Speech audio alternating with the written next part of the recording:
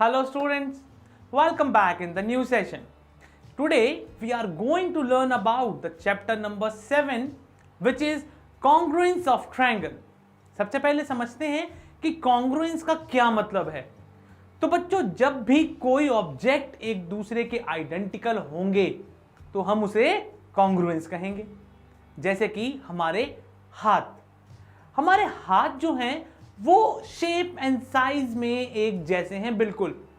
अगर मैं एक हाथ को दूसरे हाथ पर रखूं तो ये एक दूसरे को कवर कर लेते हैं, जिससे हमें ये पता चलता है कि हमारे हाथ जो हैं वो कॉन्ग्रुएंस टू ईच अदर हैं, क्योंकि शेप और साइज में दोनों एक जैसे हैं।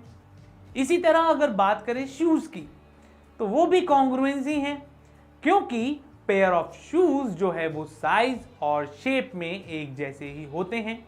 लाइक आवर हैंड्स, अगर हम इन्हें भी एक दूसरे के ऊपर रखें और देखें तो ये भी सेम ही हैं।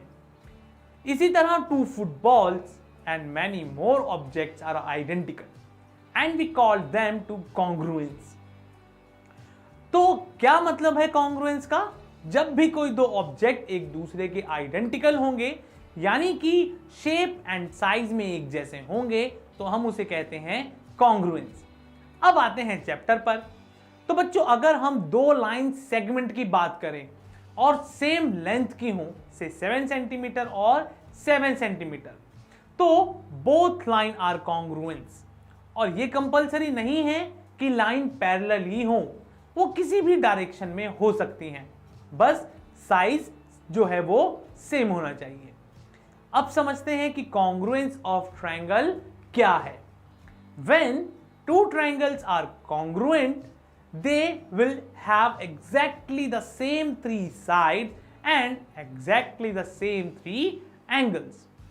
The equal sides and angles may not be in the same position. कहने का मतलब है कि जब भी दो ट्रायंगल की तीनों साइड्स और तीनों एंगल इक्वल हैं तो वो कॉन्ग्रुएंस ट्रायंगल होंगे, चाहे हम दोनों फिगर्स को टर्न और फ्लिप करना पड़े। अब जैसे यहां कुछ फिगर्स को आप देख पा रहे हैं, तो क्लोजली ऑब्जर्व करने पर आप देखेंगे कि सभी एंगल जो हैं वो 45 डिग्री के हैं, लेकिन जो लाइन का मेजरमेंट है वो डिफरेंट है। सभी एक दूसरे से बड़ी या छोटी हैं, लेकिन एंगल जो है वो सेम है, तो ये कॉन्ग्रुएंस होंगे, क्योंकि अभी हम एंगल के बेस पर बात कर रहे हैं। तो बच्चों आप लोगों को समझ आ गया होगा कि कॉन्ग्रुएंस ऑफ ट्रायंगल क्या है। अब दो ट्रायंगल्स को कॉन्ग्रुएंस प्रूफ करने के लिए कुछ क्राइटेरिया होते हैं, उन्हें समझते हैं। तो फर्स्ट इज SSS क्राइटेरिया, यानी कि साइड साइड साइड। जब किन्हीं भी दो ट्रायंगल्स की तीनों साइड्स इक्वल होंगी तब यह क्राइटेरिया वर्क करेगा, लेकिन यह जरूरी नहीं है कि जो साइड जैसे दिख रही है वो उसी के इक्वल हो। हम फिगर को टर्न और फ्लिप कर सकते हैं, बट SSS यानी साइड साइड साइड क्राइटेरिया जो है वो फुलफिल होना चाहिए। अब समझते हैं अगला, जो कि है SAS यानी कि साइड एंगल साइड, यानी दो साइड और एक angle, as you seen here in the figure.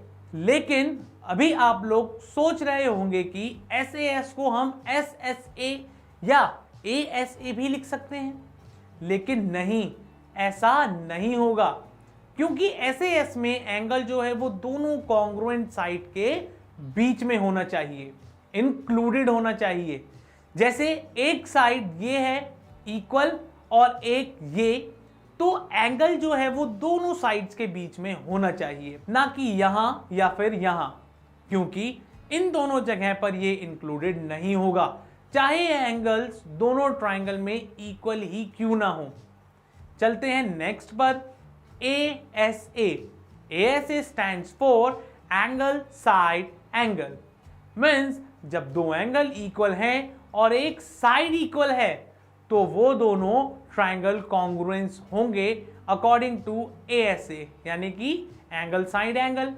अब अगेन हम इसे AAS या SAA क्यों नहीं लिख सकते? क्योंकि यहां पर साइड जो है वो दोनों एंगल के बीच में होनी चाहिए, इंक्लूडेड होनी चाहिए। जैसे मेरे पास दो ट्राइंगल हैं और एक ही एंगल इसके इक्वल है और एक ये वाला इसके इक्वल है, तो साइड जो है वो दोनों एंगल्स के बीच में इंक्लूडेड होगी, यानी कि ये वाली साइड, ना कि ये वाली या फिर ये वाली, क्योंकि ये दोनों एंगल्स के बीच में नहीं है, इंक्लूडेड नहीं है। चलते हैं नेक्स्ट क्राइटेरिया पर, जो कि है ए stands for angle angle angle. इसमें दोनों ट्राइंगल के एंगल जो हैं वो इक्वल होने चाहिए, चाहे हमें फिगर को टर्न और फ्लिप करना पड़े। तो बच्चों, ये थे कुछ क्राइटेरिया जिनसे दो ट्राइंगल्स जो हैं वो एक दूसरे के कॉन्ग्रुएंस प्रूव होंगे। अब देखते हैं कि कॉन्ग्रुएंस का साइन कैसा होता है।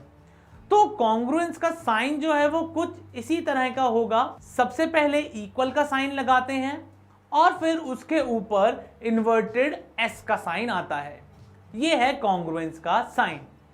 तो बच्चे, आज के सेशन में हमने समझ लिया है कि कॉन्ग्रुएंस क्या है और इसे हमें कैसे प्रूव करना है। तो मिलते हैं नेक्स्ट सेशन में, जब हम इसकी एक्सरसाइज के क्वेश्चन जो हैं वो सॉल्व करेंगे। तब तक के लिए bye bye and take care.